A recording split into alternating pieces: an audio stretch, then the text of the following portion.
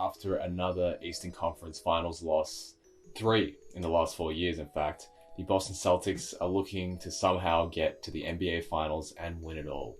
What do you think the Celtics should do moving forward to try and get into that position and try and get over the hump?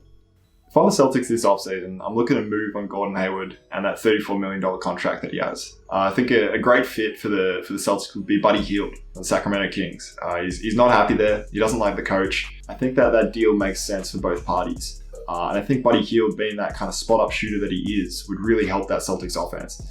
You know what you're going to get from Tatum. He's growing into an out-and-out all-star in this league, so that there's no need to really worry about offense in that sense. But the backcourt really did struggle at times with Kemba underperforming. We look at Hayward's run in the playoffs. Only averaged 11 points, 40% shooting, and 29% from three, which is, from a bloke who's earning $34 million a year, just isn't good enough. I have 3 things that I think the Celtics should try and do. The first one is pretty basic. Re-sign Gordon Hayward to a long-term, team-friendly contract. Obviously, that would open up a few more options in free agency. The second thing that I think the Celtics should do is you have a bunch of draft capital. Use all of it and trade up in this draft. What are you going to do with the 14th pick if you're the Boston Celtics? And I think the Boston Celtics, they have enough draft capital this year as well as in coming years to try and move up to that 5th, 6th pick area. And take that pick away from someone like the Cavs who, need to build some depth. Yeah, so if I'm the Boston Celtics, I'm trading up and I'm going to try and take Onyeka Okongwu, one of AP's favorite players. He's not here right now, but he is I think he's 6'9" and he plays for USC. He's one of the better defensive centers in the draft. People have compared him to Bam Adebayo.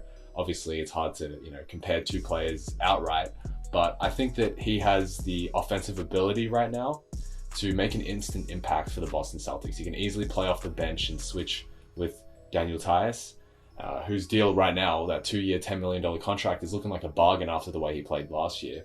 But getting a player like Onyeka Okongwu who can plug and play for the Celtics long term could be the move, especially since they have the wing position pretty locked in and they have also their backcourt of Smart and Kemba pretty locked in as well. The third thing that I think the Celtics could try is they could potentially try and move Gordon Hayward and a bunch of their picks for Myles Turner. He is the perfect fit for the Boston Celtics. He's obviously an extremely good defensive center as well as being able to shoot the 3 ball. The Celtics are one of the few teams in the league with the draft capital as well as the actual players to be able to make this trade work.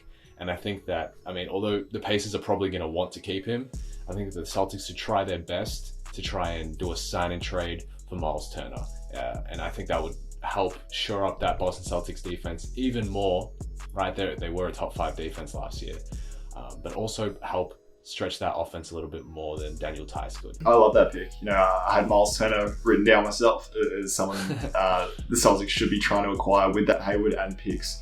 Another guy they could look at is Steven Adams. OKC are looking to go into that rebuilding phase. Is Steven Adams kind of the right fit for the Celtics? He's definitely an upgrade on Tice, who played fantastically in the playoffs, but did find himself in foul trouble, being undersized for that center position. Yeah, if I'm the Celtics, I'm also looking to shore up that bench a little bit more. It's really rough on the bench. They have Enes Kanter. I think he said he's not going to take his player option. He's going to move on. But you have, Semi Ojeleye, Brad Wanamaker, who played okay. The Boston Celtics need some sort of bench spark. Because, look, the Boston Celtics starters, they're as good as anyone. Smart, Kemba, Jaylen Brown, Jayson Tatum, Gordon Hayward, if you want to throw him in there as well. That's an extremely good group there. And I think that the bench is where they're being let down the most. They have shown that they go through spurts where they're cold, especially Kemba. Yep. And that's one of the reasons that they lost against Miami. They would get a lead and then they'd go cold. They'd get a lead and they'd go cold. And you just can't have that in the playoffs. They didn't have a spark plug. So if I'm the Celtics, I'm trying to get a spark plug on that bench. For sure. That was kind of my thinking with that Buddy Hield trade. If you're Danny Ainge and you're trying to keep this team together, the only wise thing to do, trade up in the draft, use all of that draft capital. You don't need 4 picks in this draft. There's not that much of a glaring need for the Celtics to fill up a bunch of positions. I'm trying to trade up for a really high-rated player like Onyeka Okongwu.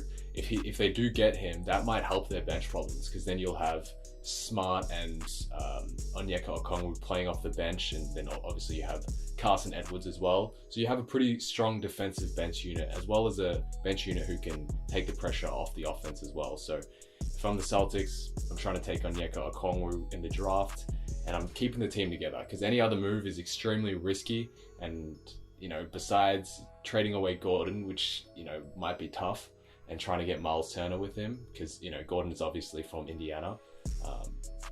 I don't see much else that the Celtics can really do without ruining some of that balance on the team right now, because I think we saw during the playoffs and all of last year, there just isn't enough shots to go around on the Celtics. They have a bunch of players who are pretty good, right? Jaylen Brown could easily take 20 shots a game.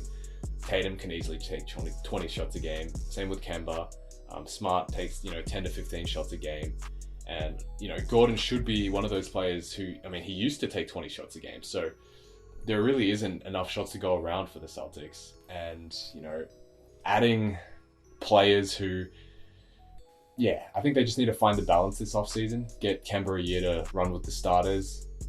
But it's really tough for the Celtics. Try and get a defensive minded setter in the draft. Onyeka Okongwu is the guy that I reckon. He averaged over 2 blocks a game. So I guess that's the only direction I really think that Celtics should go, other than running it back. I totally agree with you, Mike. They're only 2 wins away from a finals berth. So, you can't be too unhappy with the season. Obviously, the Celtics will look at it as a missed opportunity, which it was. They were favoured to beat the Heat, and the Heat played better in that series, so full credit to them.